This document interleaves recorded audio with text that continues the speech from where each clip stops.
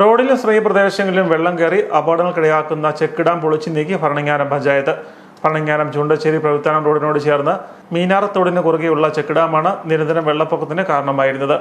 പഞ്ചായത്തിലെ 11, 13, 6 വാർഡുകളുടെ അതിർത്തിയിലാണ് check dam സ്ഥിതി ചെയ്തിരുന്നത്.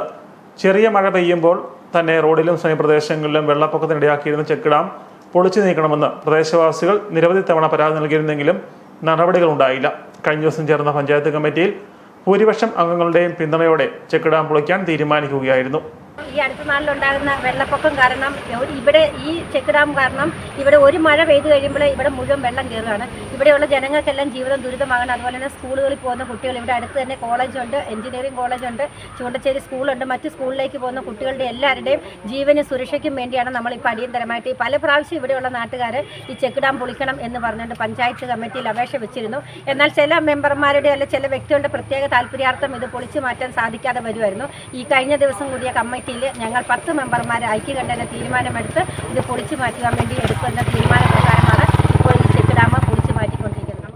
ജനങ്ങൾക്ക് ഈ വഴിക്ക് പോകാനും ഈ തോട് നിറഞ്ഞൊഴുകുകയും വെള്ളം മഴ പെയ്യുന്നതനുസരിച്ച് ഇതിൽ പോകാൻ കുട്ടികൾക്ക് യാത്ര ചെയ്യാനൊക്കെ പാടാണ്.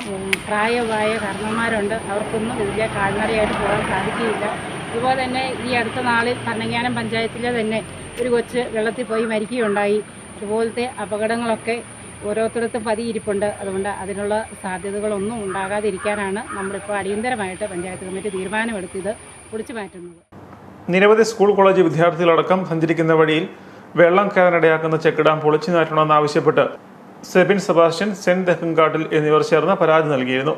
കഴിഞ്ഞ കാലവർഷക്കാലത്ത് ഗ്രാമപഞ്ചായത്ത് പരിധിയിൽ സ്കൂൾ വിദ്യാർത്ഥിനി തോട്ടിൽ വീണ് മരിച്ച പശ്ചാത്തലത്തിൽ കൂടിയാണ് ചെക്ക് ഡാം പൊളിച്ചു നീക്കാൻ ഗ്രാമപഞ്ചായത്ത് തീരുമാനമെടുത്തത്.